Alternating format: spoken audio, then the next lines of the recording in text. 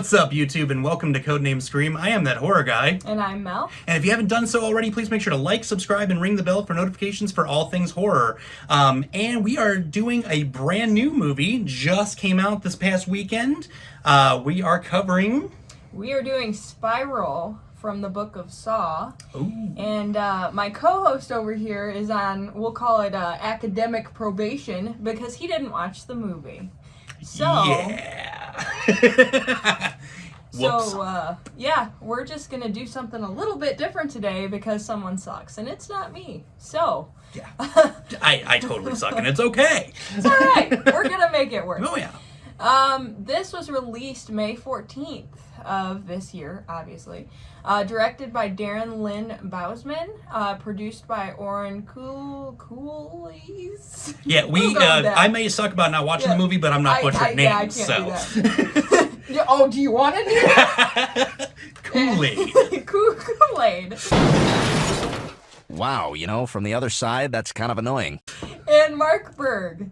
It was written by Josh Stolberg and Peter Goldfinger, and music by Charlie Clouser, who you may know worked with Trent Reznor for Nine Inch Nails 1994 to 2000. He also worked with White Zombie, Rob Zombie, and Marilyn Manson, and he's done all of the Saw movies thus far. Oh, that makes sense. Yeah, so the budget for this movie was $20 million, which was one of the biggest budgets I think we've talked about, at least since I've been on board. Mm-hmm. Box office, first day it did $3.7 million, which for a first day isn't half bad, especially during a pandemic. Yeah. So that was kind of crazy. Box office so far, as of today, is $12 million. So we're going to do things a little bit different because I have something in store for this guy over here. So what I'm going to talk about first, we're going to go through the Rotten Tomato score, and then I'm going to give you the fun facts up front before we go into the synopsis of the film. So far on Rotten Tomatoes, critic score is only 39%. Granted, all the critic scores aren't in yet, since it's still, a new release, but right now it sits at 39%. Audience like it a lot better. It is 76% audience score. So now for some interesting things. It's kind of hard with a new movie to find, facts about it. Right. But I did listen to a few interviews with the director and also a really good podcast, The Boo Crew, Bloody Disgusting. They have some awesome podcasts, so I got a lot of this information from there. So the saw traps you see in the movies, in all of the movies, they're never in the script. No. So they're vaguely referenced in the script, kind of like a basis of what they want to happen, because they go through an extreme vetting process because they're crazy. And they have to go through the director, producer, production designer, engineers. They have to get cleared through all of them to even make sure they're safe doing. Because a lot of those things don't look safe. No, not at all.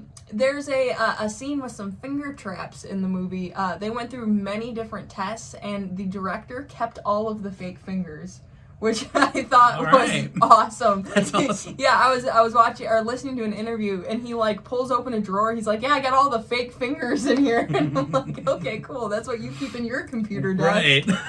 Right. A trap scene was actually cut out of the film because it was too gory.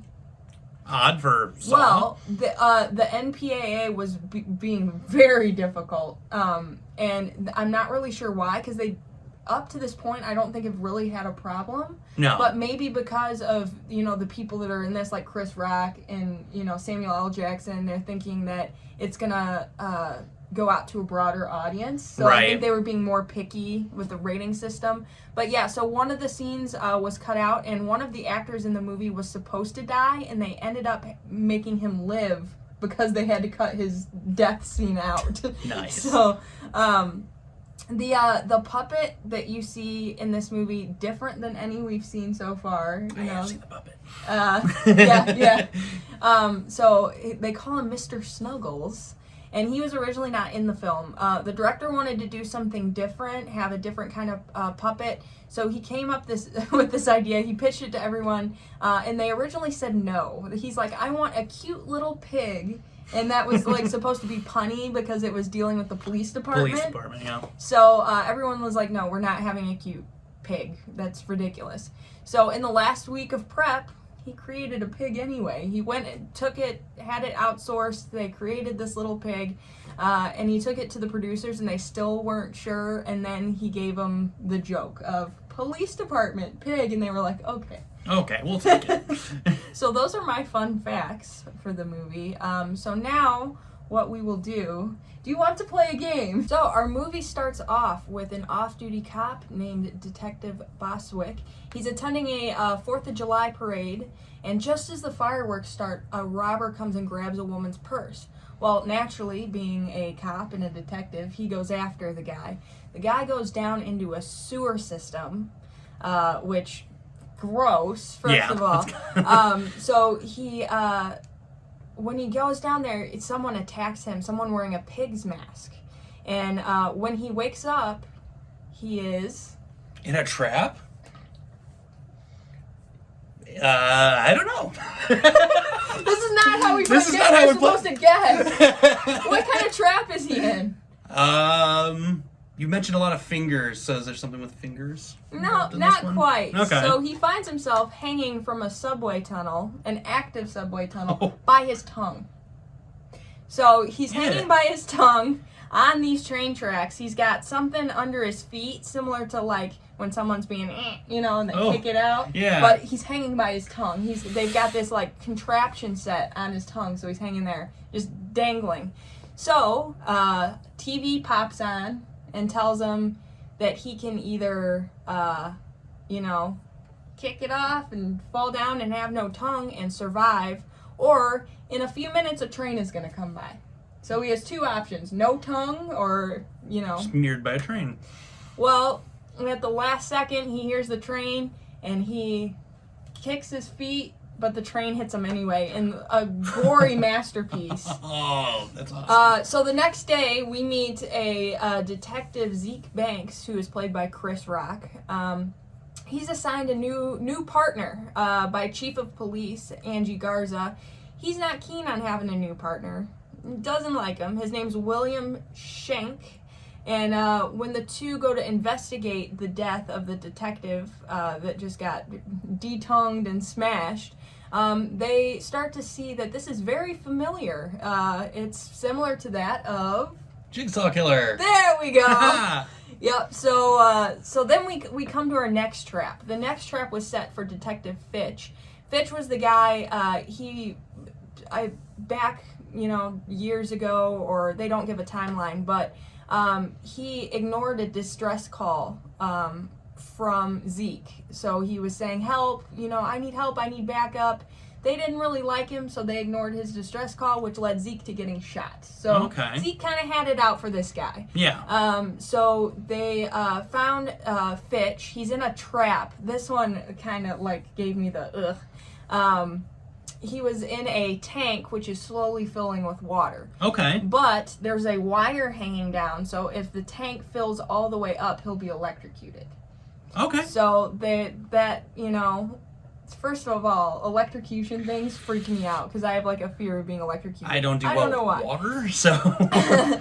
So the only way for him to escape is to bite down on this thing that his head's in one of those, famous contraptions. Yeah. And he's got something between his teeth. And the only way he'll survive is if he bites down on this thing, but his fingers, each of them are kind of remember those Chinese... I was going to say, it's like a finger trap game? Thing? Yeah. So each of his fingers are on those, and they're on a pulley. Okay. So the only way for him to escape is to bite down, and it'll rip all of his fingers off because him biting down activates the pulley system. And they show this in every detail. So he's biting down, and it's just pulling his fingers, and you see him the tendons splitting, and it is the most disgusting thing ever. But he hesitates. So the water rises, and he gets electrocuted as his fingers are being torn off. Man, they pulled all the stops on this one. They went for it. And I'd hate to see the scene that got cut out because that was, they didn't pan away, you just saw everything. And it Wow. was I don't think they got that brutal even in the Saw movies for a while there. Yeah. I think actually the last time that they were that brutal is when Darren Lynn Bousman did them. Yes. So Yeah. that would track. It was, That's brutal. So throughout the entire investigation, Zeke has been getting these boxes, and they almost look like Tiffany jewelry boxes. Okay. So he's been getting those, and they often signified another kill, and because they had body parts, and then the police badge, so they would know who gets killed. So far, everyone being killed is a police officer. Right, which would Mr. Snuggles now makes a little more sense. Yes, yeah. So he receives finally a box with what's in the box, Chris? In the box there. Is that a cherry pie? So that already happened. Yeah. So he receives a box with a pig mask Oh, nice. and Okay. a piece of tattooed skin. But he recognizes this tattooed skin as his partner that he just got partnered up with. Oh. So that's in the box, and he's like, ugh, I know who this belongs to. And also in that was a small jar of paint, which had a name of a store on it that him and his dad used to go to.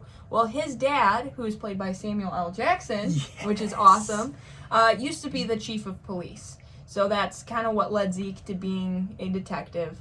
So him and his dad used to go to this shop. This shop is now a butcher shop, which used to be a hobby shop. And so they arrive at the hobby shop because they're like, we got this. We have to go there, you know. Right. And when they arrive at the used to be hobby shop, butcher shop, what did they find? Body. What happened to the body? It was being as the butcher shop. Was it upside down, hung up? You're close. It was hung up, but it was completely skinned. There's a body just hanging there with absolutely no trace of skin left on this body. So they're like, well, that's obviously because they got the skin with the tattoo on it. That is his new little buddy that he wasn't so fond of. But, Okay. yeah, so that was also very graphic and also very gross. So in one of the packages that Zeke received, he finds a note. It said something along the lines of, when you're looking out for more bodies, I will take your head. So they're kind of like, okay, are they going to try to kill Zeke? Because Zeke has been the one receiving all these packages. Right. So Zeke heard a call of the officer down, went to the scene, and found that the cop had only been stabbed on the arm. And then, you know, it starts to make sense, that little riddle. So what do you think happened? When he was out there looking for a body, who did they take? Oh, man. Did they take his dad? Nope. No? They took the chief of police. The head. Oh. So, Ah. yeah, it makes sense now, right? Yeah, okay. So it finally occurred to him, the chief, Angie, she got abducted because she had gone downstairs in the basement to look for a cold case file because something started to make sense to her. So she's like, I gotta go to the basement, go to the cold case files. So there was a trap waiting for her. They have now taken over the police station. Wow. In the basement.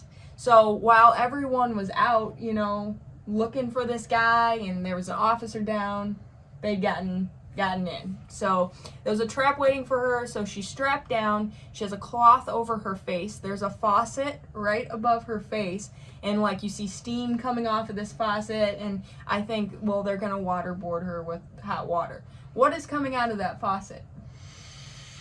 I don't even know. Man. Blood. Hot wax. Hot wax. So she will be, you know, obviously she can't breathe if there's a Right. cloth over her face and all this hot wax, and then her face is not going to do well with that hot wax. But there's also a little curved, like, blade. So the option is she cuts her spinal cord and she potentially lives. Or she gets that hot wax and she can't breathe and she's suffocated and, like, face burnt to death. Okay. So they, right when she starts to sever her spinal cord, hot wax gets her and she's suffocated. So Zeke finds her down there, and but before that happens, when he's investigating a lead, Zeke is kidnapped and he's handcuffed to a pipe. Okay. So you see something that you've seen before that's very familiar. There's a saw next to him. I was going to say, this sounds a lot like the first movie Yep, now. he's handcuffed to a pipe and there's a hacksaw next to him. So he kicks the hacksaw over to himself and he's looking at his arm and he's like, and he's about to do it, but then he sees a little twinkle of something on the ground and it's a bobby pin. Okay. So he takes the hacksaw, gets the bobby pin over to him, and he's able to kind of finagle the handcuffs off. Meanwhile, he sees this guy, Pete.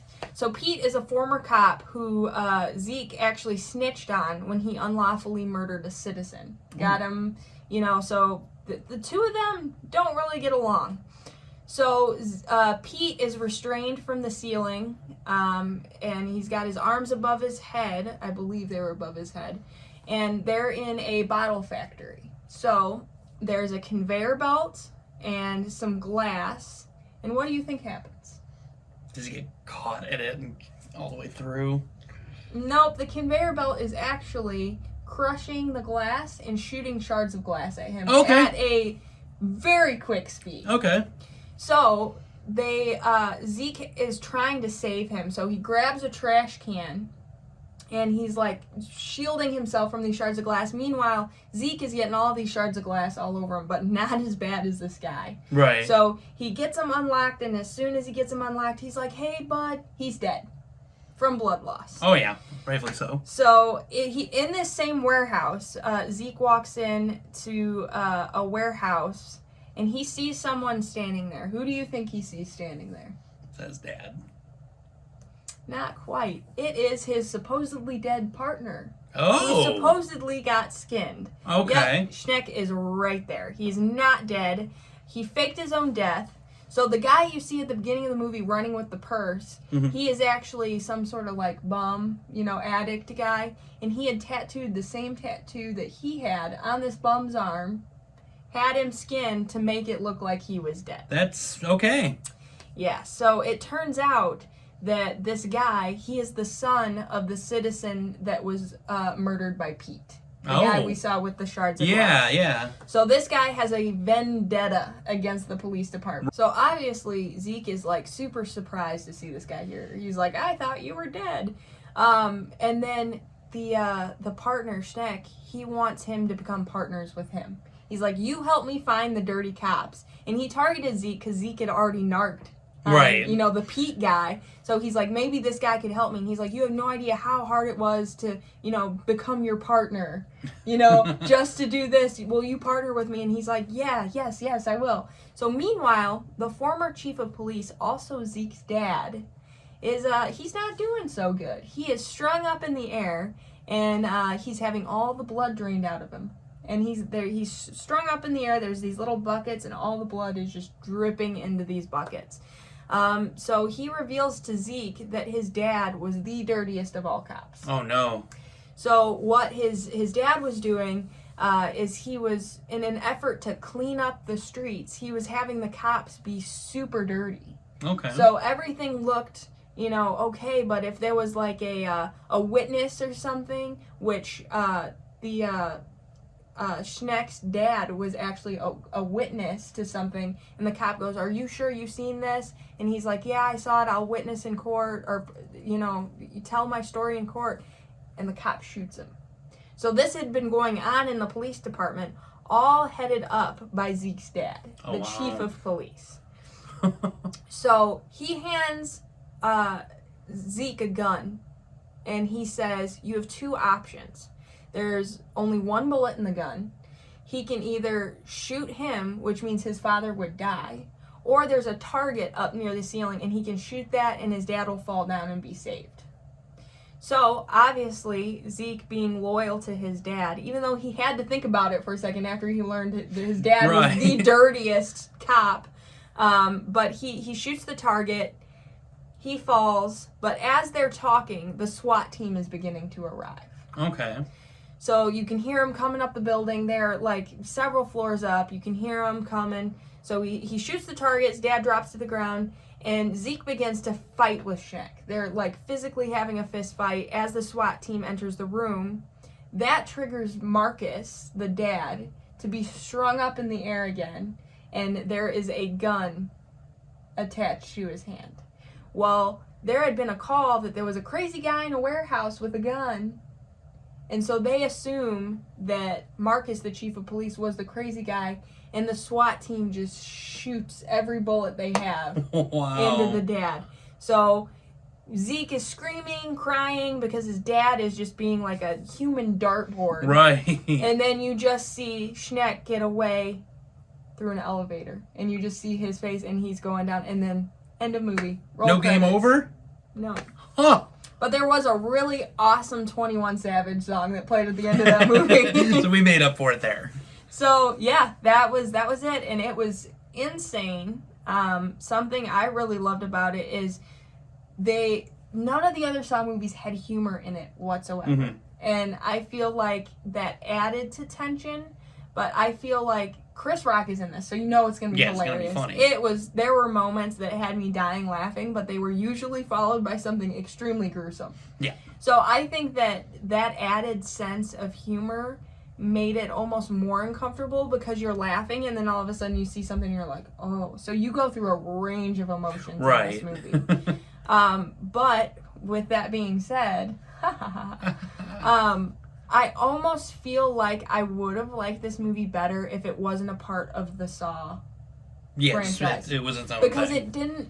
the traps are the only thing that really felt like a Saw movie. Okay. Other than that, the elements of the Saw movie where everything is so serious was really taken away. Right. And it's almost like how I feel about like some of the Rob Zombie Halloweens, whereas if it wasn't a Halloween movie, I would have loved it so much more. Right. And I kind of got that with this. A lot of people were saying it was a Seven ripoff, because that's what I was feeling like the more you described it. I was like, yeah. it sounds like Seven Saw. But Seven Saw. This should have been called Saw 7. Saw 7. Oh, wait, we had an 8. Oh, wait. Yeah, but I liked it. I enjoyed it. I can't wait for you to see it. Yeah, I'm very excited to see it now. So now that I haven't done my homework, I will be definitely watching that. And I'll just be like, hey, it was awesome. Or nah, at the beginning of a video sometime soon. Yeah. So, but hope you guys enjoyed that, and it was a little something different. And be sure to stay tuned this week. We've got another episode of With Footage Being Found. I'm not going to tell you what's going on just yet. Just wait and see. So, with that being said, scary later, YouTube.